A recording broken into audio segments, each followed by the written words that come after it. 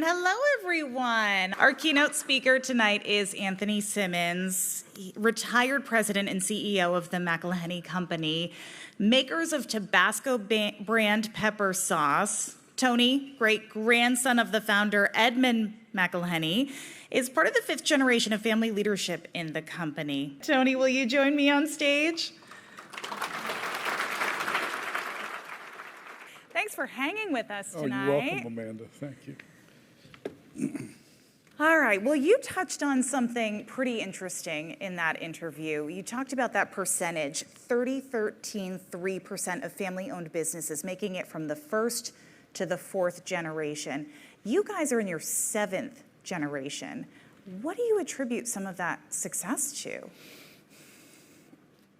Part of it, I think, is place. My family is extremely connected to Avery Island as a place. And I think that the fact that every bottle of Tabasco we've ever made has been made at Avery Island, and that my family's actually been at Avery Island since 1818. So we have another family business, Avery Island Incorporated, which owns all the land and is, Avery Island Inc. is a seventh generation family business with its ninth generation of shareholders.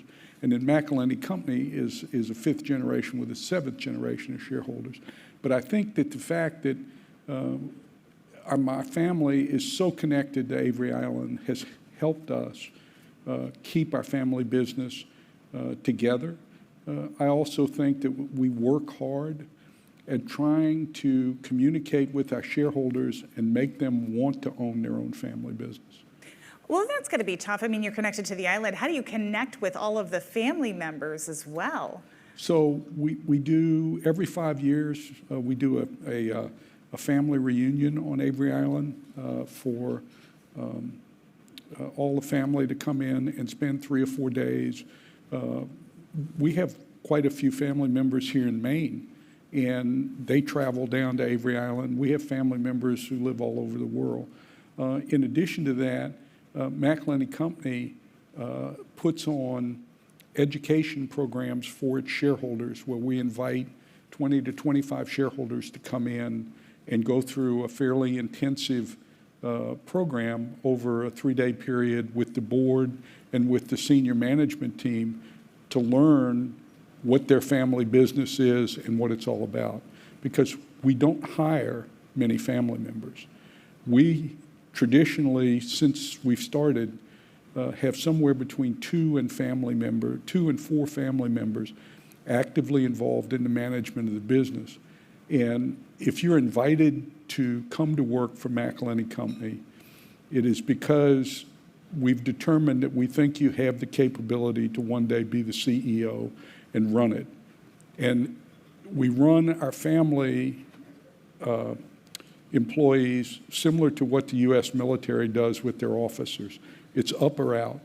You're not allowed to stay in the business unless the family manager that is monitoring and mentoring you determines that you are capable of being promoted.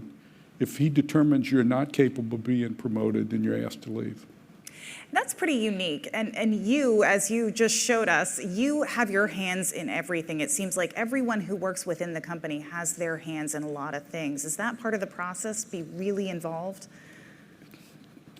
One of the reasons that I would check the mash every morning the way I did, and my cousin Took, who is now running the company now that I'm retired, one of the reasons we do that is to emphasize to our employees that nothing is more important than the quality of that product, nothing. And as the CEO, if it's worth my time at 9 o'clock every morning to go down there and check 94 barrels of mash, they need to understand how important it is to this family and to this company that it'd be right every time, because you're only as good as the last time somebody used your product. That's one way to wake up in the morning. A little bit of Tabasco. If you guys want to try that, there are mini Tabasco bottles on your tables, and there's a unique story behind those mini bottles involving an opera. Can you explain that? Sure. So, unbeknownst to us, in 1894, a playwright in Boston wrote a play that was what it was referred to in that time as a burlesque opera. Now, a burlesque opera wasn't a girly show. A burlesque opera was a lowbrow comedy with operatic singing. As a matter of fact, they did it for the Corps Cadets and in Boston, and the first time they did it, it was all men playing all the parts. But anyway, it was all about a Middle Eastern bey who hated his food, and he got a new chef who wasn't really a chef, but he just started putting Tabasco on the bey's food, and the bey loved it. And there was singing, and there was subplots. It was so popular that it ended up on Broadway, and then they decided to put it on the road and send it around the United States. We had nothing to do with it. We didn't even know it existed until someone told us, hey, there's this thing called a burlesque opera at Tabasco on Broadway, and it's doing really good, and it's funny. So they came to us and said, we're going to put this thing on the road, and we want you to agree to help sponsor it and pay for it because it'll promote your product. And John McIlhenny, who was the eldest son of the founder, Edmund McIlhenny, agreed to help sponsor it. But one of the conditions he made was that at the end of the show, you have to have someone stand at the back of the room and hand out samples. So we created the 1/8-ounce mini bottle that you have on your table in 1895 to give away as samples. And we do about 35 million of these a year now. It's one of our most popular ways of selling the product. Incredible story. Still using it. Well, that said, how do you stay relevant 150 years later? So when I was running the company and people asked me, Tony, what keeps you up at night? I said, trying to figure out how to keep a 150-year-old product relevant to an 18-year-old is what keeps me up at night. Because our demographic, basically, in the food business, if you're going to get somebody to use a food product, you have to start getting them at around 18, 19 years old. That's the demographic you're hunting.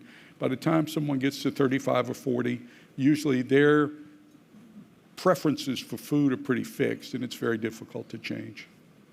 All right, you've got a lot of eyes on you tonight. What is your advice to some of these businesses here? So I talked to a number of business groups, family business groups, and what I see is that the challenges that face a first, second, third generation family business are usually very different than the challenges that are faced by a fourth, fifth, sixth generation family business. And the emphasis that some of like these advisors help with family business because they know that the challenges are different. For a company like ours in our fifth generation, our stock is now disseminated to so many shareholders that if someone needs liquidity and they want to sell the shares of stock, we'll just write them a check. Or I have other family shareholders who would love to have more stock. If you're in your first, second, third generation and you're a very capital intensive business, a lot of times if someone wants liquidity, the only choice is to sell a business. It's very unfortunate, but it's very difficult to keep a family business going. There are also problems with succession planning. There are problems with who gets to run the company. There's problems with, who gets to be involved in the company. There's just a giant sea of landmines that'll blow up a family business that a non-family business doesn't have to navigate. Yeah, it's a tough world out there. I'm sure some of you have questions for Tony, so we're going to open it up for audience questions. I think we have a few microphones out there. I see someone in the back.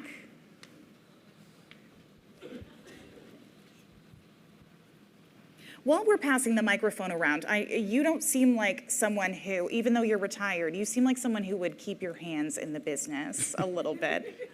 What's next for Tabasco? Is there anything exciting in the works? We have an innovation team that continues to innovate, but in reality, we're a one-trick pony. Until 1994, our product line was a 2-ounce bottle of Tabasco, a 12-ounce bottle of Tabasco, and an 1/8-ounce mini bottle. And that was it.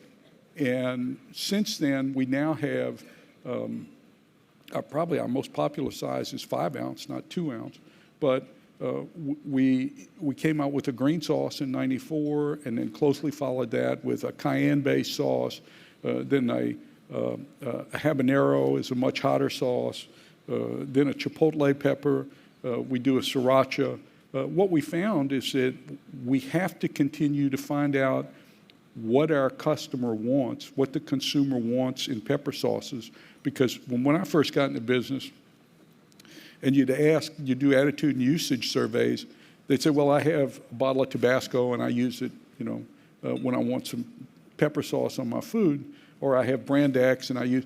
Now, when we go to do attitude and usage surveys, a hot sauce user will say, well, I have these 7 different types of hot sauce, and I use this when I do this type of cooking, and I use sriracha on my Asian food, and I like to put chipotle sauce on my Mexican food. So the challenge is to try to stay ahead of the industry and try to figure out what are real trends versus what are fads. Yeah, that could be tough. We have a question. Microphone moving up. So I had the pleasure of chatting with you before dinner, and we were talking about what you do now in terms of boards and things like that. But one of the things you mentioned is that you still walk the grocery store lines. So I'm curious to hear about that. So I guess it's, if you're in the food business and you sell consumer packaged goods like we do, actually in the United States, 60% of our business is at food service, and only about 40% is at retail. And then about over our total business, about 40% or closing in on 42 or 43% before COVID was international. But even though I'm retired now, as Angie said, I walk grocery stores and look at what I'm seeing in the set, in the category, what the grocers are doing, what manufacturers are doing to try to continue to improve their sales. And one of the things I've noticed, and I had told Angie this, is that where we normally figure we have about 2 seconds to garner a consumer's interest, they've pretty much made their mind up, and they're moving down the aisle in the dry grocery section, and they're just picking what they want. Now, I'm seeing people standing into shelf because of inflation and because, prices have gone up so much, and looking at prices on the shelf before they're making decisions as whether or not buy products. It's very different in the last year, very different. Yeah, I can imagine. Oh, we have a question right here. How do you balance when to innovate and create new product offerings versus, the risk of diluting what you're doing and kind of sticking to what you're known for and what your company is really good at? It's a real good question. The first thing we do is what I mentioned earlier. We try to determine whether or not we see something coming as a trend versus a fad. So a good example of a trend would be Chipotle. In 2000, nobody ever heard of Chipotle. But as Chipotle Grill continued to become bigger and bigger, people became much more familiar with a Chipotle pepper and with Chipotle as a pepper flavor than they ever had. A Chipotle is actually a jalapeno. Most people think of jalapenos as green, sliced green jalapenos. But if you leave a jalapeno on the bush, it grows red and then dark red. And what they do to make a Chipotle pepper is they take the fully ripe dark red jalapenos and they smoke it over pecan wood. And it makes a dry, very smoky flavored pepper that you use to make Chipotle sauce with, whether it's adobe or whether it's, our pre-made sauce. But we evaluated that and saw that we felt like it was going to be a trend, not a fad. And so we innovated and worked hard to put it into production. We have an innovation team that works with various, what we call gates, where it tries to make the different ideas, try to make it through those gates to whether it would finally come to fruition. One that we've just introduced is we've been making a sweet and spicy sauce for about 18 years, but we just took our sweet and spicy sauce out of our 5-ounce glass bottle, and we put it in a 9-ounce squeeze bottle, and sales went way up because it's just much easier to use and people are much happier with it and that type of thing. So we do have a formal process to try to do innovation, but in reality, I mean, what we do is make products that make food taste better, and that's what we'll continue to do. I see them pointing around as though there's another question. Was there?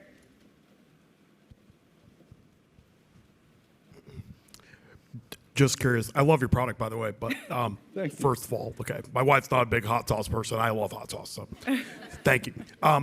The supply line and labor challenges, how is your industry and your company dealing with supply line, trucking, planes, labor, other types of things to get your product to so many foreign countries? I'm just curious because I know a lot of companies are dealing with the same thing, and obviously you're one of the biggest and best. It's, as I think every businessman in America is experiencing, it's been a nightmare. If you manufacture anything and you have to ship it, the challenges have been unbelievable. Even if we can get the containers to load the product in to ship it overseas, we can't get the bookings on the steamships to take them overseas, on the vessels. The inbound, like our mash, we grow all of our mash in Central and South America, and we have trouble getting space on the vessels to bring the mash in so that we can age it. We age our mash for up to 3 years in oak barrels before we use it. Nobody does what we do to make a pepper sauce. But everything from glass to cardboard to vinegar, everything has been a challenge. And it's beginning to ease up now. Labor is still very difficult. And the price that we're having to pay people to get people to come to work has gone up, which I'm sure everybody in this room is finding. Inflation and wage inflation is very real and has been a struggle and continues to be. It's easing up a little bit, but it's still a struggle. Yeah. So. Keep an eye out. Oh. Hi. Could you talk a little bit about your, you talked about the next generation and your succession. Do you have a formal employee policy or a family employment policy, and also sort of next generation development? Can you talk a little bit about that? So, two different parts of it. One, we don't have a formal written family succession policy, but our history is to have between 2 and 4 family members actively involved in the business.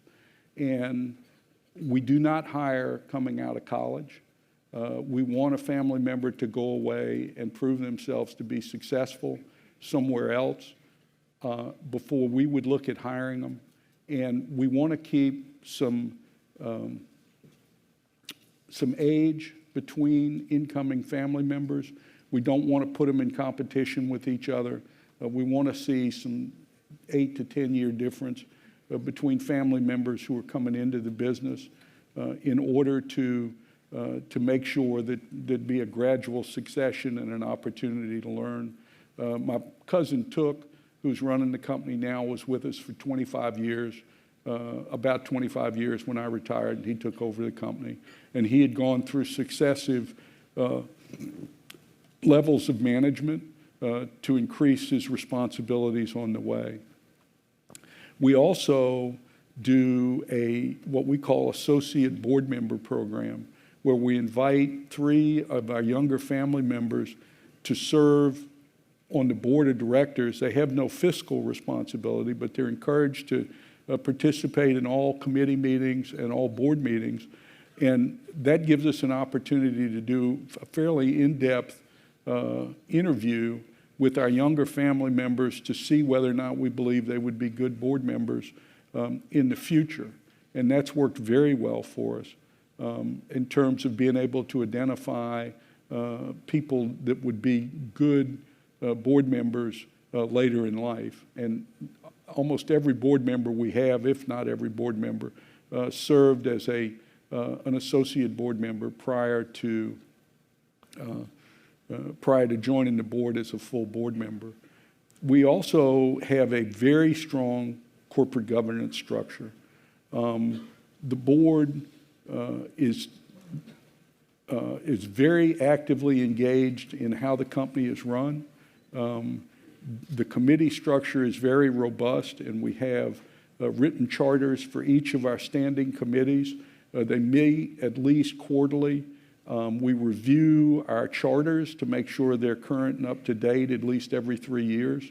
And we run the company very much like you would run a public business. If you attended our annual meeting, it wouldn't be any different than attending the annual meeting of a public company in terms of the way it's run and how it's run. So we believe very strongly that sunlight is an amazing disinfectant, and that transparency and openness and communication with our shareholders is extremely important. We do, as I said earlier, we do shareholder education programs in order to educate our shareholders, and we have a person who is tasked with being a shareholder liaison and has direct access to the president and CEO, so that if she flags a problem and sees that there is an issue with a shareholder, she can let the CEO know so that he can engage immediately. Really interesting information. Thank you for opening up and sharing all of this with us tonight, Tony. You're welcome. By the way, I love the tie. If you can't see, there are Tabasco bottles on the tie.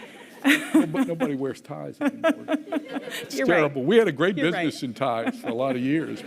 But people quit wearing ties, so it didn't make any difference if we made good ties or not. So. Tony, hang right here. I'm going to invite Catherine back up to share a few words with us. Right. But thank you. Thanks, Amanda. Thank you, Tony, so much. When we first had our Zoom call, we asked you if you might have some ties to Maine, and we thought you might have some cousins in Maine, and it would be your first trip to Maine. It is. So, so we'd like to welcome you. We ordered up the weather just for you, the peak foliage and nice sunshine and things. But I'd like to invite Chris Smith, partner with Viral and one of our board members and founding sponsors, to join us up on stage for a gift for you. Oh, thank you. Come on up, Chris.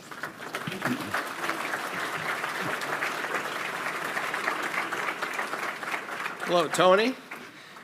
So as the current clerk of McIlhenny Company, which is a business corporation incorporated in the state of Maine on June 13, 1907, I'd like to present you with a copy from the Maine State Archives of the company's original Maine Certificate of Organization, which is what we now call Articles of Incorporation, as recorded in the office of the Maine Secretary of State in that year.